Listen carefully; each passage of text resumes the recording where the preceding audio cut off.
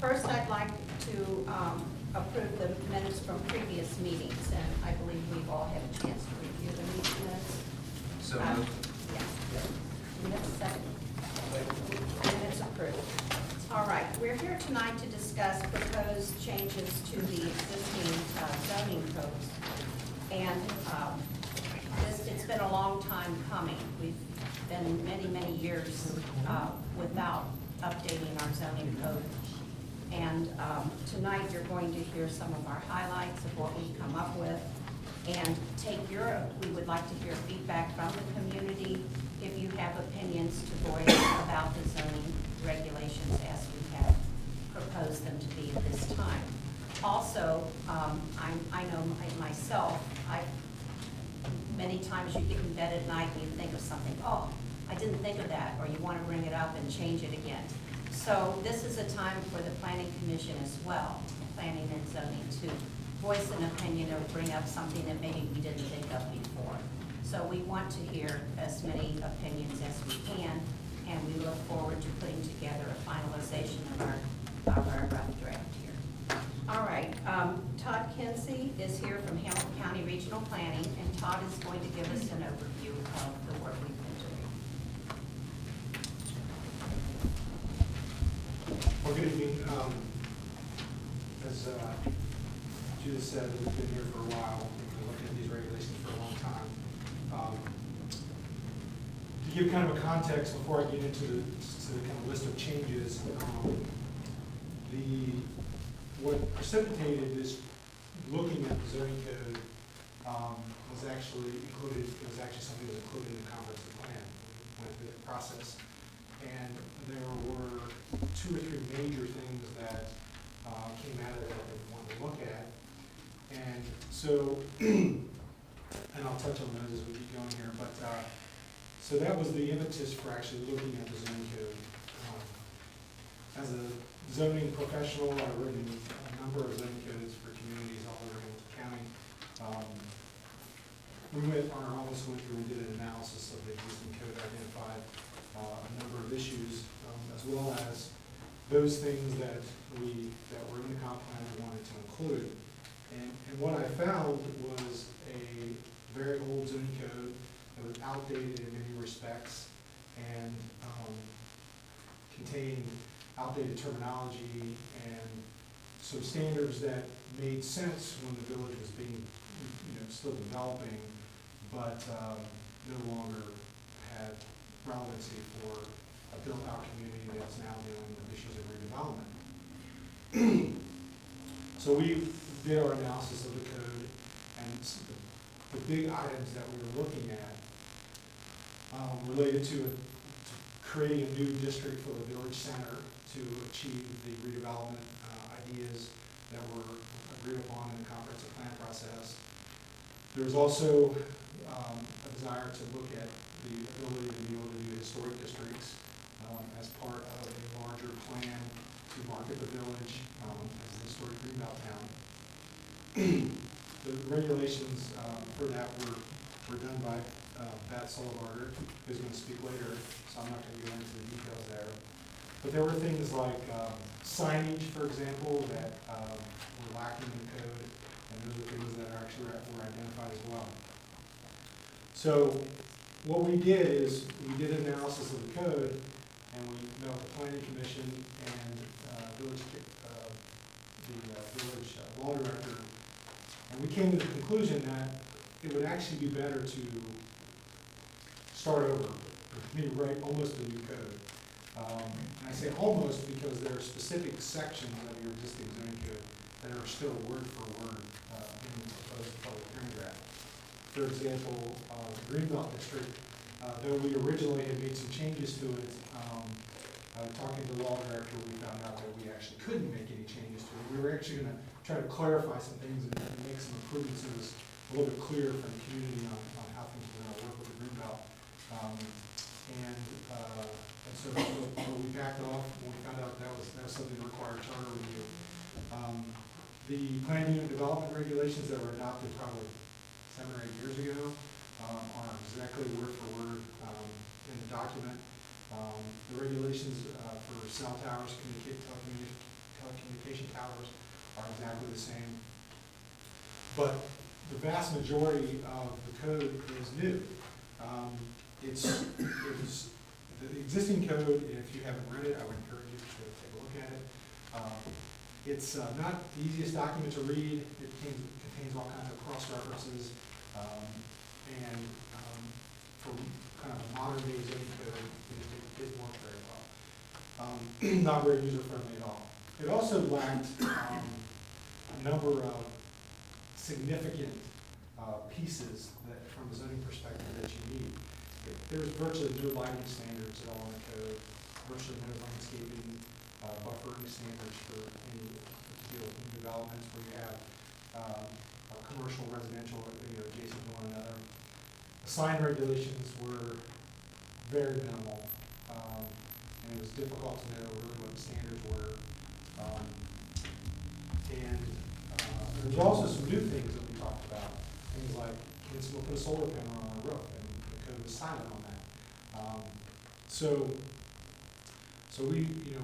our goal was to, essentially, we achieved a whole lot of our goals by agreeing to kind of start over, because a lot of the outdated terminology that was in the code was automatically gone. We also automatically had something that was new and modern and was easier to deal with and easier to read and more user friendly. There's a sheet of paper, I don't know how many of you have that, but I'm just going to kind of highlight some of the things that we did, I'm not going to go into great detail unless there's questions, because 80% of what's in this document is new. So comparing it to the old code is kind of difficult to do. If I had to show you a document where everything was new as red line, the whole document would be red. So it's a little bit difficult. But that being said, I'm going to kind of go through this list here quickly. One of the things that we did is we moved your adult entertainment regulations, which you do have, into the zoning code, which is the appropriate place for those. Provided definitions, and there's the legal review that's included in there that tells you how and why you can regulate such uses, and then also identifies some location standards for those. Also, again, everything in this document has been reviewed and blessed by your village law director. The definition section of the code was very much lacking, and we essentially created a whole new set of definitions. And that whole chapter is basically new. Again, we added some regulations for outdoor lighting. The other thing we did is, throughout the existing zoning code, there were regulations buried in different districts for different kinds of temporary and accessory uses. And we took all those standards and we basically put them in 2 chapters. So that you can actually look in one place and find out what the regulations are for temporary uses, what the regulations are for commercial dumpsters, solar panels, and all those kinds of things are all in one place. So it's easy to know, here's the regulations for these no matter where they're located in the village. As I reviewed those standards, there were a number of things that I identified as gaps in your code, things that the code was just completely silent on. And so, as a zoning professional, my job is to say, hey guys, this is not in your code, how do you deal with it? And that's why a lot of these things have been added here. We added regulations for dealing with home daycare, for parking of boats and trailers and RVs, something that clarifies, what happens if you park an inoperable vehicle on your property versus, being on private property versus being parked on the street where the police can deal with it. Identified a whole bunch of temporary uses, things to how you deal with tents and festivals and all those kinds of things. We added standards for portable storage containers, those pods, if you've ever seen people drop them off, and it's kind of like, you don't know how long they can be there or not. So we added standards for that. We added some regulations to urban agriculture, which is kind of something that's kind of a hot topic in zoning today. People,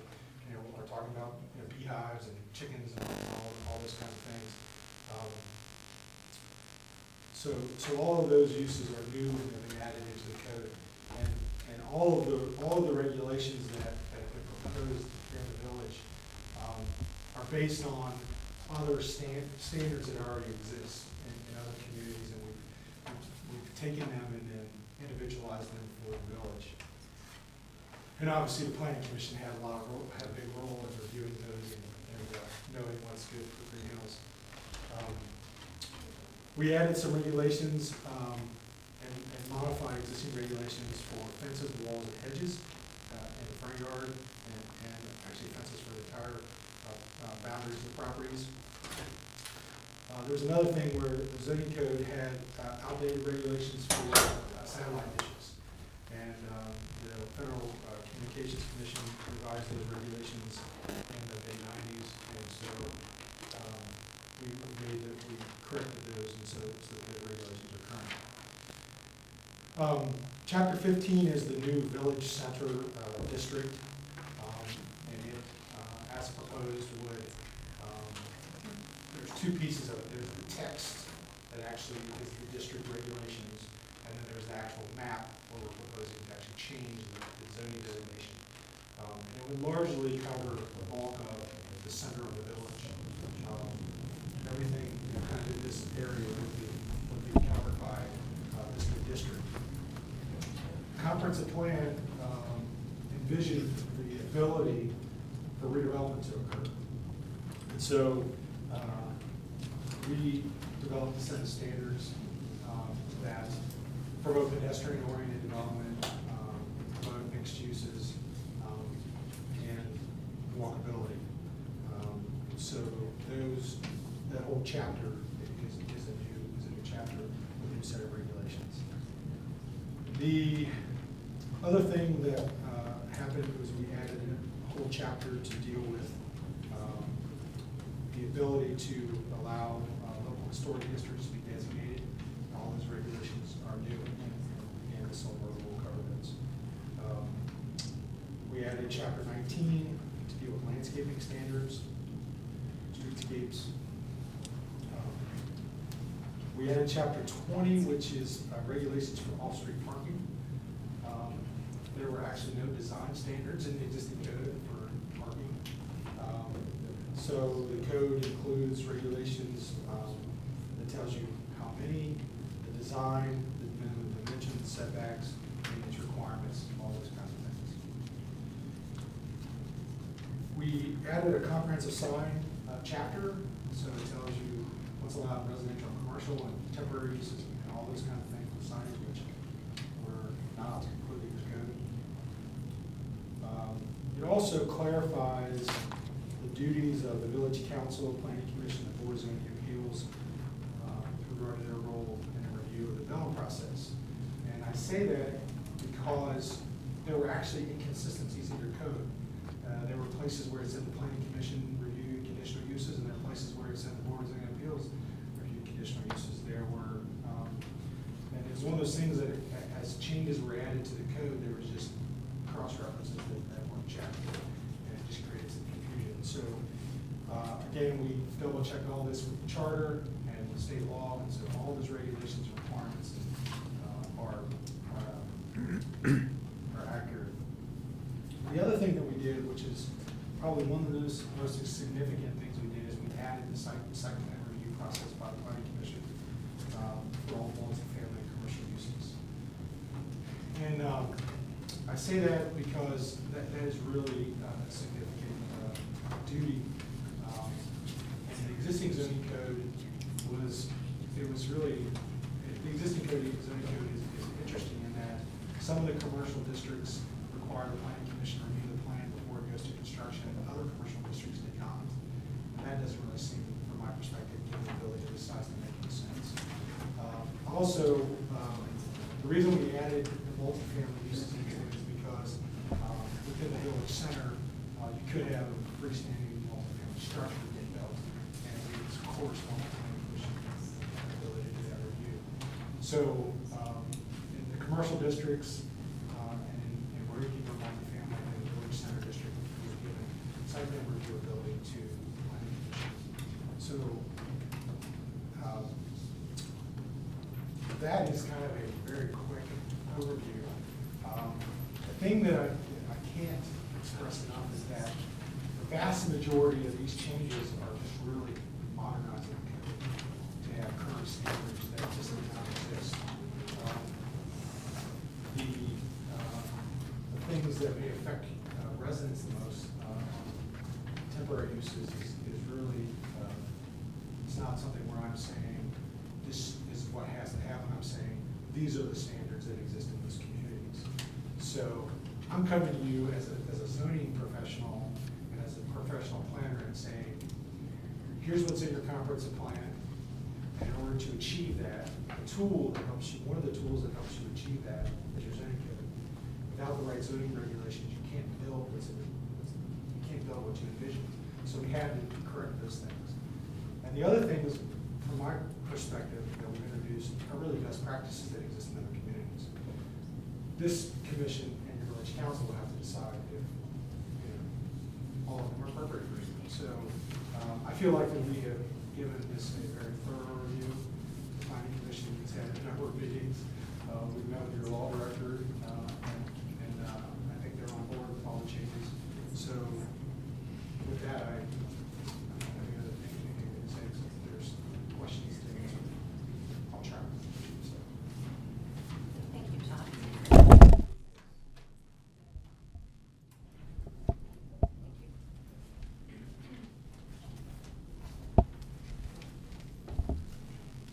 First of all, I'd like to thank all of my committee members for all the work they've put into this, and Todd and Beth Sullivan for the many meetings we've had. And I did want to allow time for those of us on the committee to voice any further thoughts that they might have, or things they might have reviewed and realized maybe we need to look at this a little deeper before we open the public segment, because we might be duplicating ourselves. Would you like to, Jason? Yeah. Jason had a couple of items. Yeah, I've got a couple items that I'd still like to hash through, and I'd at least voice concern to the public, my concern. I mean, personally, I would allow, I know that the RV and the boat trail and the mobile, the RVs and that kind of stuff's a big issue going on right now, allowing people to park in their driveway. And I know I've told this to my other committee members that I would allow for that use, to people to park trailers and boats and RVs. I'm a big person, I'm a big advocate of government taking things away from me and not allowing government to take things away from me. And I don't own any of those. I don't own a boat, I don't own a trailer, I don't own an RV, but I don't think it's been a big issue in the village in the past. So, I would like to see that out of there. That's just my own opinion. So that's one concern that I wanted to bring up. Another concern that I had, going back through this, like Judith said, you start reading through this and things start to click, is I noticed a total of 4 square feet for commercial markings on vehicles. I know of some businesses that have trucks that are plumbing companies that clearly will be, when they get their trucks marked, would clearly be more than 4 square feet. I don't think it's fair to the business owner to have to do that. The new in thing now is to coat their entire vehicle with a banner of some sort to promote your business. So I would. Can you give us a reference for that one? Oh, it's page 57, 9.10.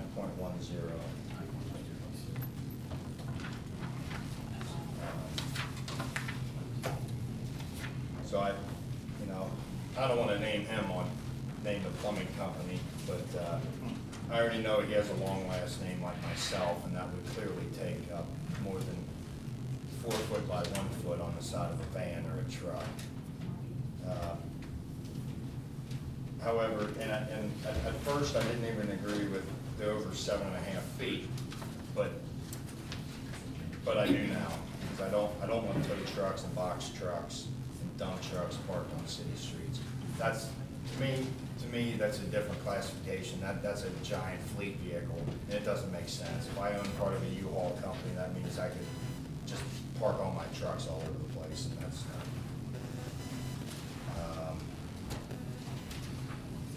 Interject anybody if you want to. But, and this might be a question for Todd. What designates a corner lot? Is it a break in a property line? The reason I bring that up is because on page 58, it says that no wall located in the side yard shall exceed 4 feet in height. But if I live in a cut-through, and the village owns that property, right? The cut-through property, does the break in the property line designate a corner lot, or is a corner lot defined by another roadway? Is this issue in 9.11? I'm sorry. It's defined as an intersection of two streets. Of two streets, So okay, it is. okay. So, okay. My concern was that if I lived on a cut-through, I should be able to put up a fence that blocks 100% of people, so that people don't have to look into my yard every time people walk through. I should be allowed some semblance of privacy. I think we could, I think just. And I think that's fine, because it's not the break in the property line to make it a corner, Yeah. make it a side yard. Okay. Yeah, I think my interpretation would be that that is like any other side lot line. I wouldn't call that a corner. Okay, I'm just making sure that the break in the property line means roadway break. It specifically says intersection of two streets. The other thing that I want to bring up in 9.12 with satellite dishes is that I live in a two-story house.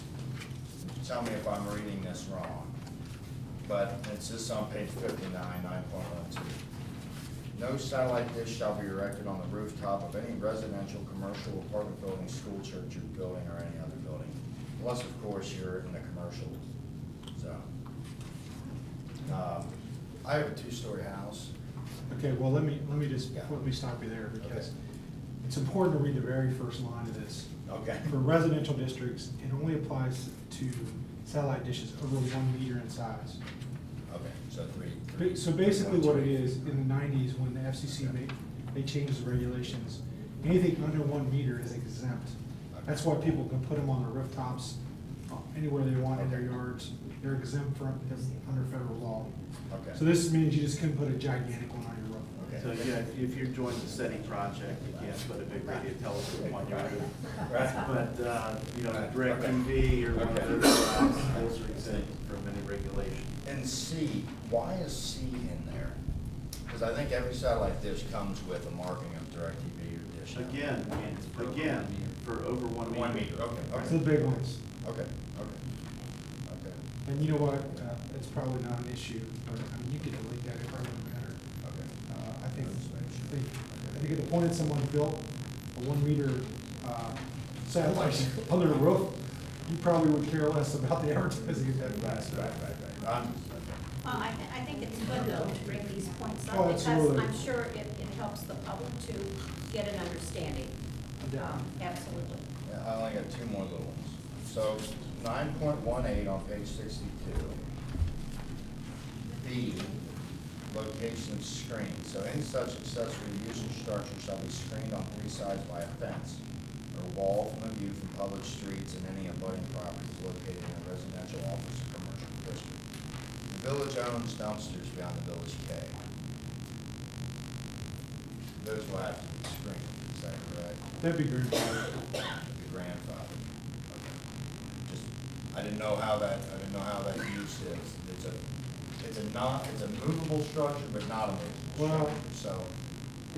It's one of those, if there's any redevelopment, then you would have to disagree. Okay. It is, in this case, it is really an actual use. Okay. So, And then my last one is, and then maybe this is just this ticky tack, but it says, page 87, 15.11 for ground floor transparency requirement, it says, the buildings in the VC, the Village Center District shall provide 50% transparency. Is that a minimum or a maximum requirement? It's a minimum requirement. Okay, I'm just making sure, so it doesn't say minimum or maximum, so because I can see how somebody could easily say, well, I've got 50, you need a minimum or maximum.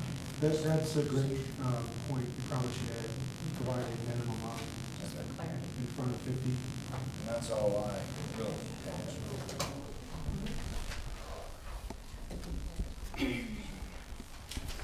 Does anyone else have a comment? I got three brief comments that I just want to make so to help people understand. This was a great learning process for me. I've not been part of rewriting a zoning board previously.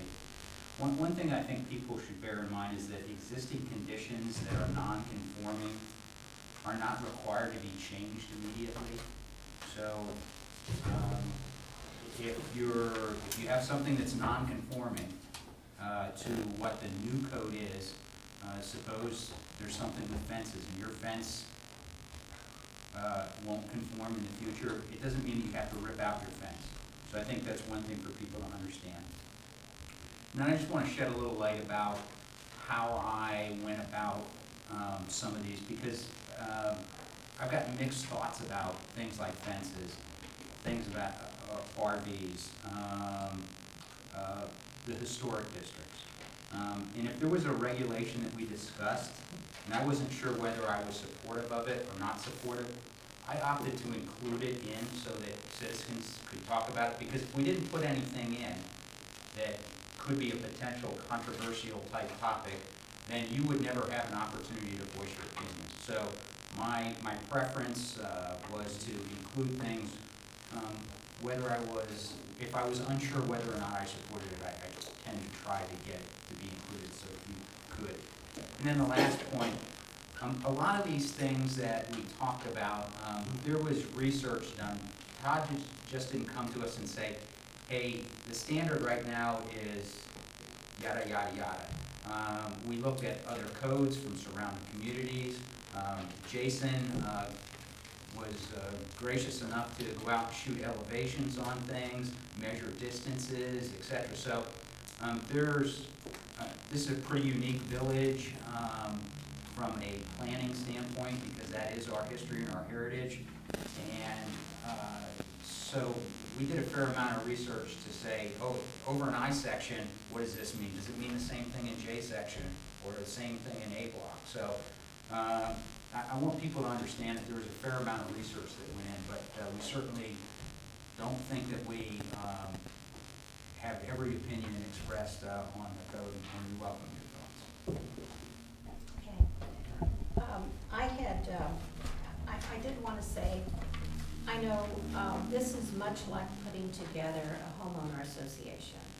And the first time I worked with an attorney to do that, and I saw items in there, for instance, the animals and the agriculture, and it makes, it's a chuckle. But it's very important that we address these things, and this is why we have these items in our code to prevent issues, and because in the past other communities have had issues with such topics, and so that's why those items are in there. Our code does allow for some small animals, chickens and so forth. We did not put into the code a limitation on the number of chickens, but roosters are prohibited in the residential areas. And well, now, and from a person, when I grew up in rural Sharonville, before the Tri-County Mall was being built, and everybody around me had acreage, and my parents in the mid-60s were probably one of the last families to get rid of our chicken house. And it was a source of extreme embarrassment for me to have anybody come and know that we had a chicken house out there. We had a beautiful acreage, and it was beautifully maintained, and all my friends thought we had the coolest place on the planet. But the chicken house was embarrassing. Today, I'm totally into it. So, you know, it's like everything comes full cycle. And we did the best we could do to try to take, be sensitive to the needs of our community and be progressive, and hope that we cover everything as well as we can. So now, we'd like to hear from the public. I think you've got that. I'm sorry, Beth, I almost skipped over you. Beth, did you comment on the historic? Beth has been a tremendous help to us. Yeah, and Judith, I want to make one comment. A significant fraction of this work is on the historic district and the historic regulations. The ability for the proposed planning and historic preservation commission, I think is what the new name would be, to designate or for people to nominate a structure or an area of town as a historic district. And the reason for a lot of this is so that the village can get National Historic Landmark designation. We're already on the National Register of Historic Places, but one of the items from the comprehensive plan was to go for designation as a National Historic Landmark, which there are very few, and it would be quite a benefit for our village, I believe, personally for us to get that. So that's why that's here, that's why Beth's here, so I'll shut up and let you tell your story. Well, thank you very much. And before I start, I just want to compliment Todd Kinston and the Regional Planning Commission, because I think that your new zoning code is extremely thorough and up to the minute in terms of all of the issues that have been dealt with in other communities. So I'm thinking about borrowing from Green Hills for some things in Glendale. My part of the zoning code was chapter 18 dealing with historic preservation, and essentially is enabling you to designate historic districts. This section of the code does not in itself designate anything. The chapter consists of the purpose and intent, the definitions, the criteria and procedure for designation of landmarks, historic districts, contributing buildings and historic sites. It establishes the process for review of applications for new construction, alterations, and demolition of residential properties within designated historic districts. It establishes standards for economic hardship if there are owners that feel that they cannot comply with the desired standards and guidelines. It also includes standards for minimum maintenance of historic properties so that they don't deteriorate, and the opportunity to appeal decisions concerning properties in historic districts to council, and then penalties for not following the regulations. So that's essentially what's in the code. In addition, the administration chapter 22 had to be expanded to include some of the procedures for historic preservation. And not only does Green Hills, I think, desire to pursue the National Historic Landmark status, but also be granted to pursue certification as a certified local government through the Ohio Historic Preservation Office.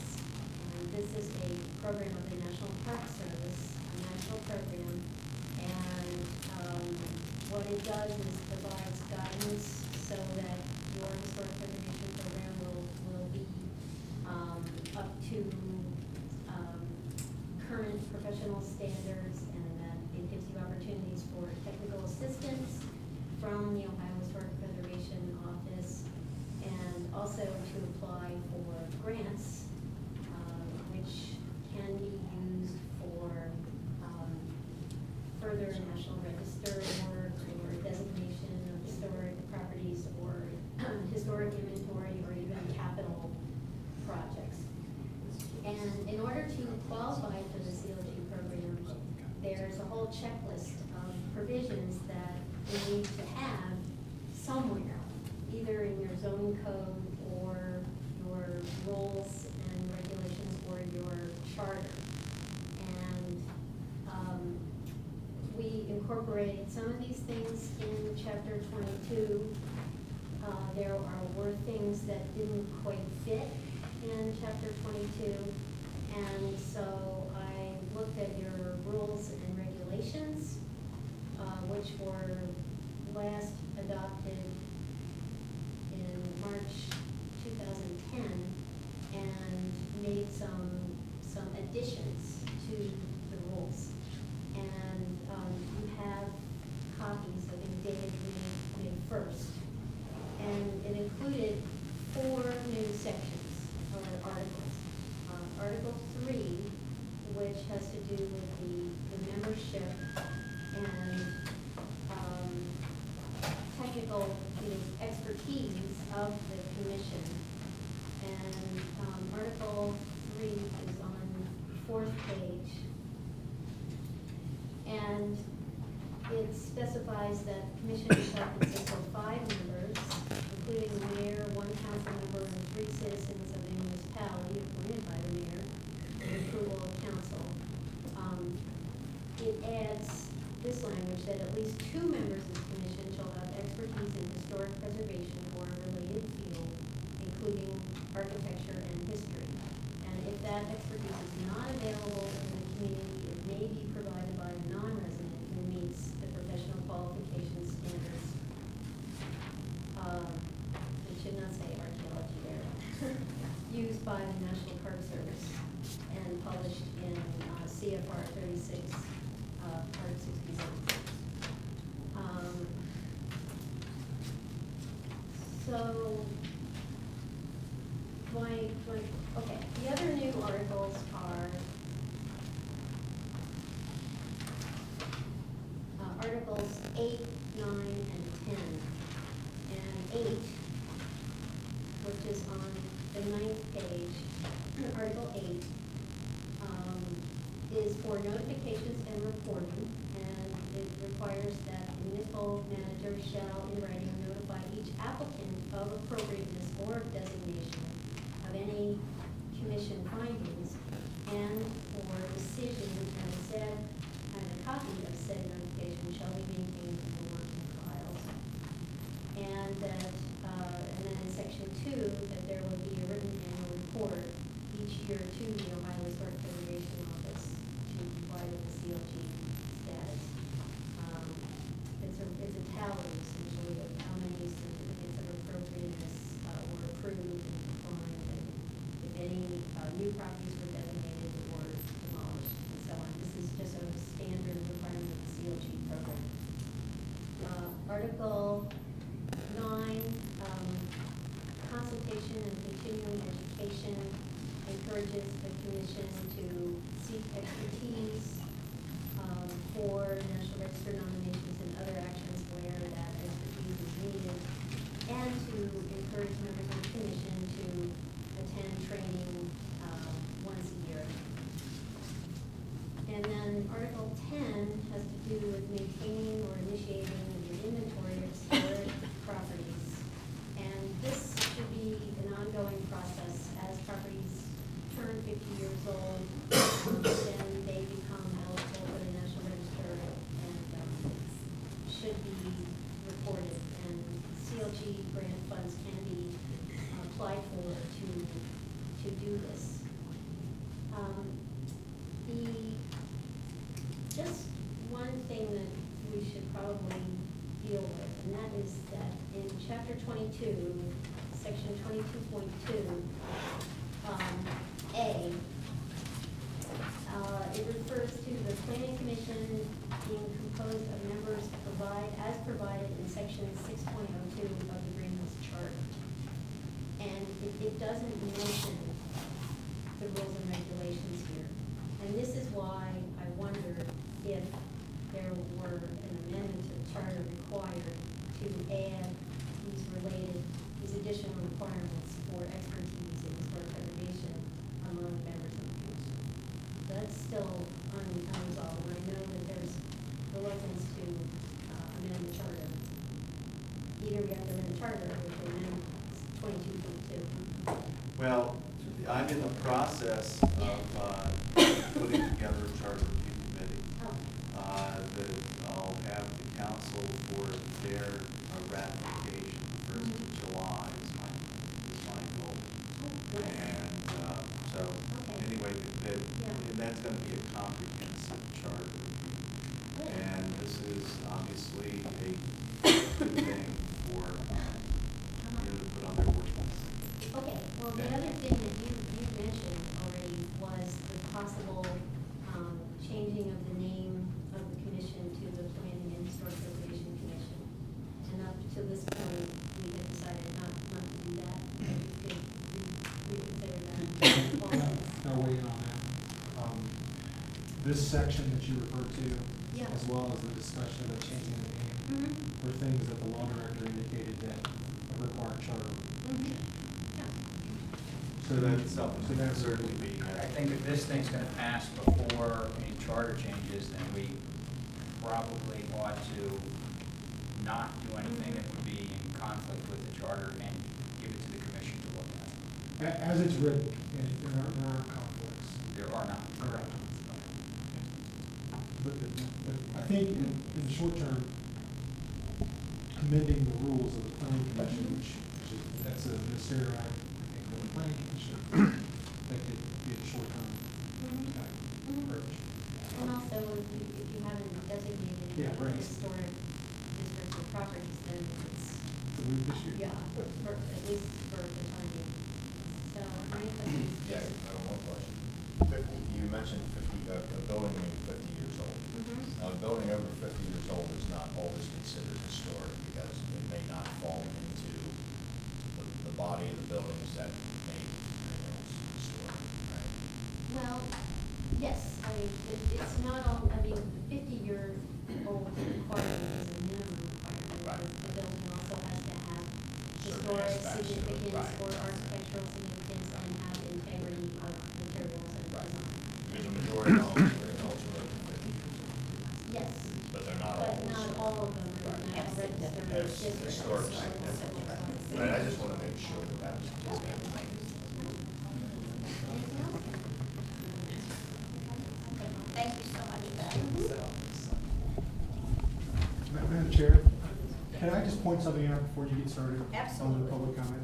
Your Absolutely. comment about there was no restriction on the number of chickens allowed. Is it in there? Did I miss it? Well, what it says is that the maximum size of a coop is 100 square feet. Oh, I saw that. And you have to provide 10 square feet per chicken. Okay, So by default,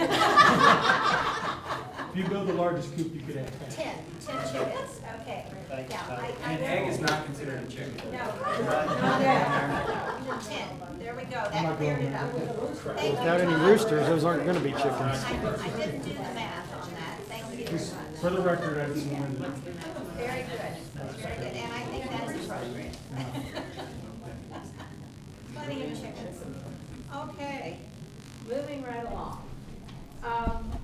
We're open now for citizen comments, and each person that would like to speak will have 5 minutes to address.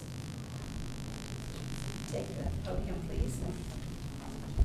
State your name and your address and your comment. I don't want to take more than 5 minutes, but I have a few comments on the record. My name is John Willard. I'm a citizen of Greenville, we live on Damon Road. I have read the entire proposed new zoning code, and I just put down some quick things that came to my mind going through it for the first time. I'm sure there's a lot of stuff I missed, but to begin with, you have the new zoning designation, Village Center District. And you better watch what you're doing with that district. Because if you look at your zoning map, it appears to include in that district all of what's Malloy's, the golf course, the commons, the high school, the area behind the high school, 7 homes on Ingram, etc., and along Our Lady of the Rosary. Now, if you look at your chapter 15, you have your permitted uses. What you have done, if you pass it in the present format, you put at risk probably half of the green space in Green Hills. We don't need the potential, there's the potential there, of 500 apartments behind the old high school. But once you put this designation in, with the present formatted zoning map, you put it at risk. And we don't need that. I don't think OLR would like to be hit with offers to buy by someone who wants to set up an adult entertainment district, because you rezoned it now to village center, and potentially that might be available. And I'm sure the Presbyterian Church across the street wouldn't like it either. Now, are there extremes? Yeah. So I think you have 2 options with this village center zoning. You either modify your zoning map to exclude what is the golf course, the high school and the acreage behind it, the village commons, OLR, and the 7 homes on Ingram. I don't think the people in Ingram realize that they've been just on the verge of being zoned commercial. They'll see it in their tax bill at some point in time, though, because their value of the house will go up because of the new zoning potential. So that's something you got to look at. Privacy fencing. I don't see any adequate provision provided for privacy fencing. And privacy fencing has a legitimate use. If you've got a patio or a pool, you've got a right to privacy on your own private property. I'm not saying you have to have a privacy fence surrounding the whole property. By golly, you should have some rights. Let's face it, you don't need some busybody down the street trying to figure out what you're doing or what you're grilling. It's none of their business. Another problem I've got, and I think it's been alluded to, advertising, signage. Most of our shopping center is below grade.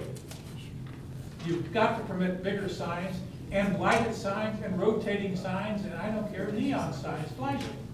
Why? Because it's below grade. People going past on Winton Road can't see it. They can't adequately advertise. They have enough trouble now surviving. And no one's going to get hurt because there isn't any residential areas that close right now to the shopping center where someone's going to get hurt with blinking lights. So you've got to do something there. I don't think anyone who looked at this really had a chance to look at it from a retail merchant standpoint. There's some real problems here.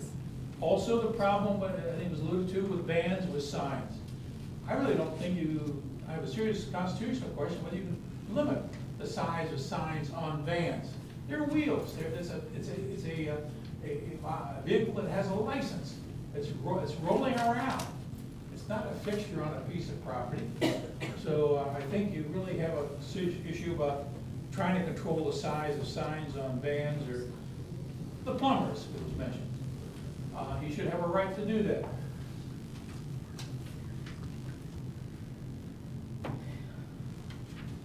You've got a problem with some of your areas there with lighting. It's too restrictive. A lot of people, and myself included, have outdoor lighting that is motion sensitive. Why? For security reasons. Under your current code, the way it's coming out, we may not be able to have that.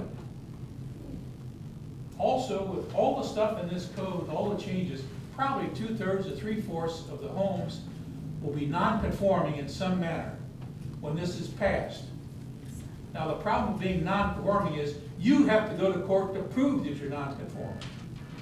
Because when you get a citation, you're the one who has to prove that you're in compliance.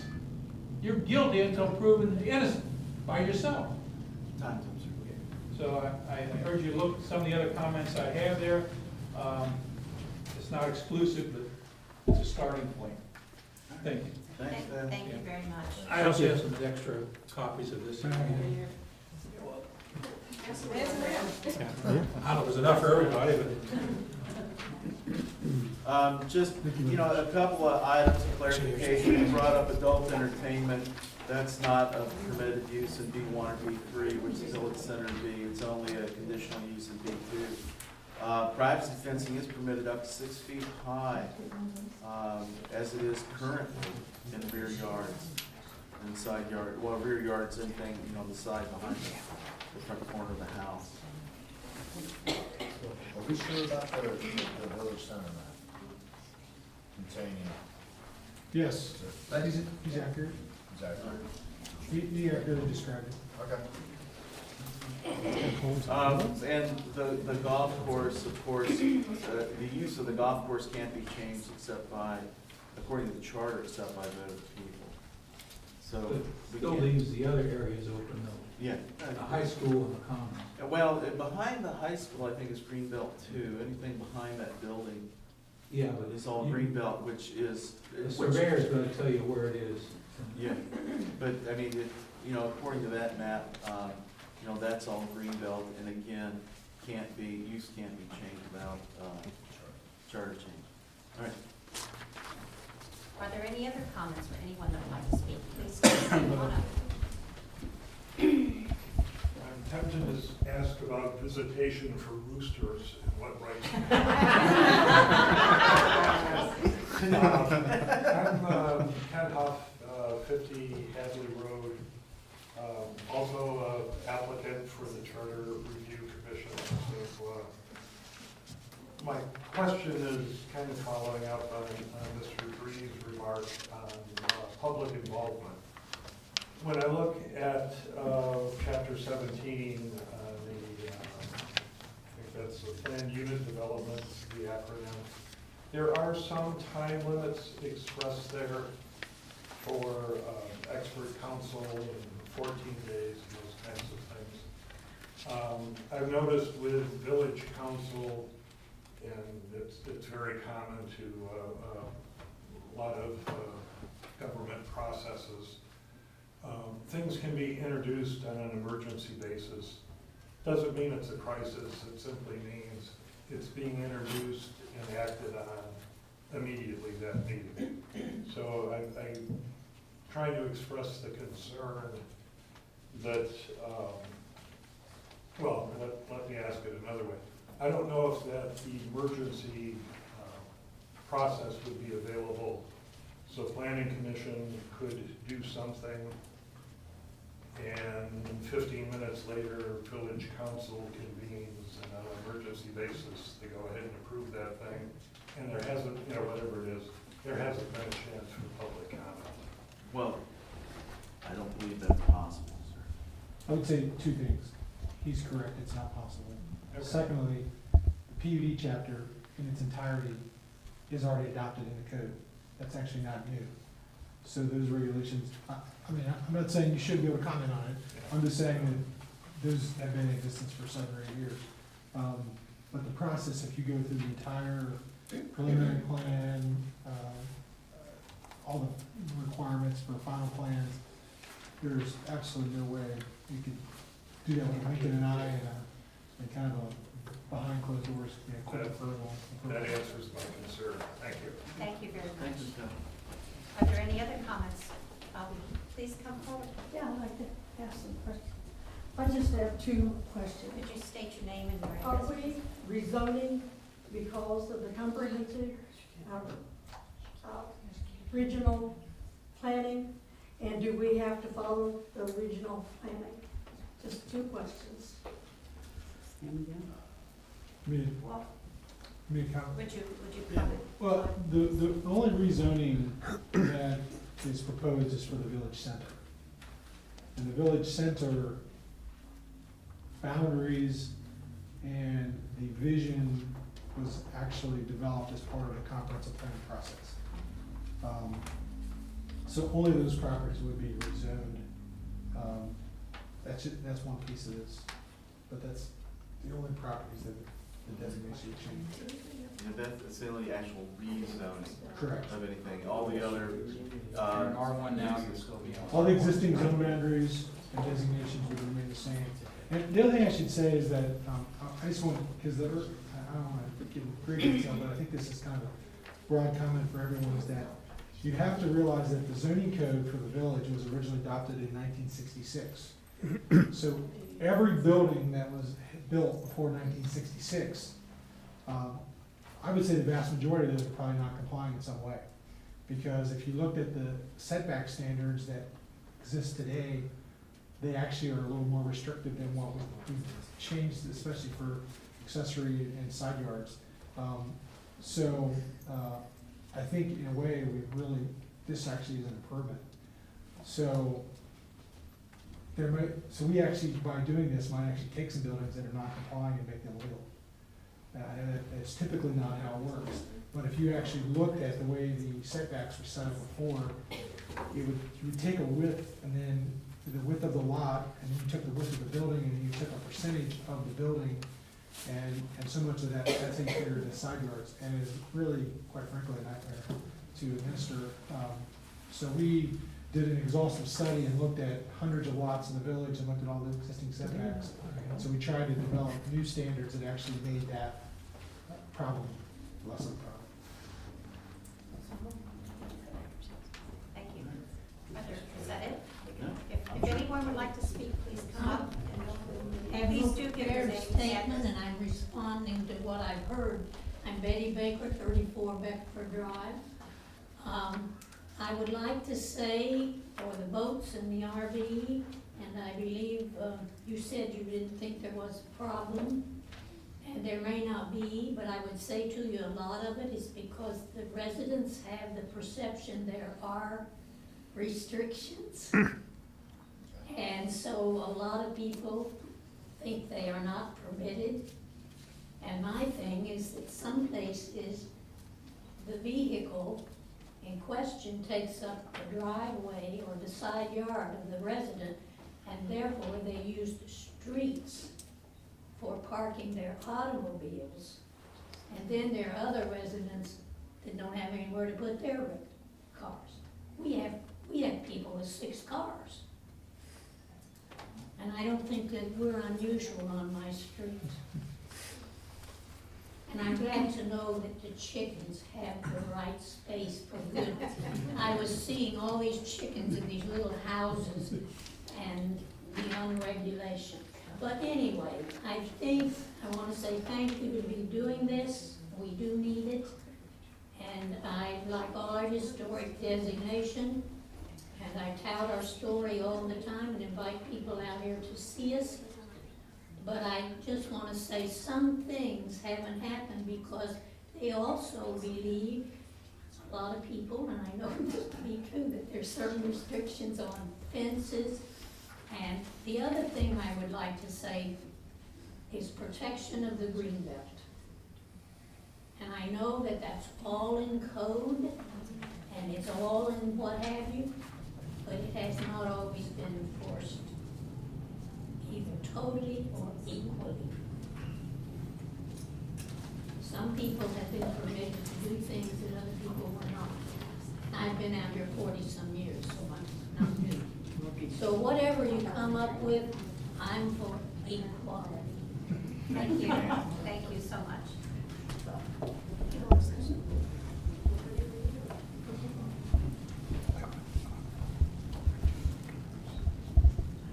Hello, my name is Sue Ann Baker. I live at 838 Kareem Lane. And this is all kind of new to me. I usually don't have much to say about these kind of things. I usually leave it up to the other people. But I do have a pop-up camper on my driveway, and I can't afford to put it anywhere else. I barely can afford to go on vacations, and that's the only kind of vacation I can afford. And to have to pay to park it somewhere else would mean I'd have to get rid of it, and I wouldn't be able to go on vacations. That's all I got to say. All right, so Ann, just as a clarification. Okay. Yeah, that's all right, you can go ahead and sit down, it's all Okay, I'll stay right. here while you talk. Yeah, I don't know what this thing says. It just says something about RVs. Yeah, basically, what the proposed regulations state, that you can keep them in backyards or side yards if there's sufficient setback. and you can't keep them out in the driveway for more than 48 hours, I believe is what it says.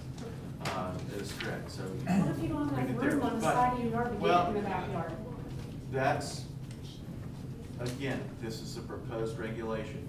What it doesn't do is say, if this were to pass tomorrow by some, act of God, you still wouldn't have to move your pump up. It's an existing non-conforming use. On that. As soon as it leaves the village, it comes back. Once it leaves, it's gone. It moves, okay. Well, So I don't understand what this was there. Well, if you have, for example, it's, say you had a garage that was 1 foot from the property line, and the regulations say it's 4. Okay, That building, you don't have to move the building, okay, okay, so it's grandfathered. yeah, So you would never have to change it until you demolished and built a new garage Right, or right. whatever.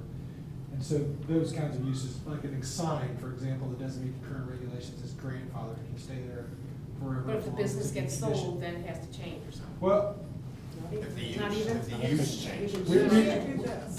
we're going off on a tangent. but- Okay. But the issue with a trailer or an RV is that if these regulations were adopted as proposed, because that's a mobile, it's like a car. Yeah, And Can we so you use can your move yard? it. So you can't really move a garage, without having. so in other words, since we can move it, we have to, Yes.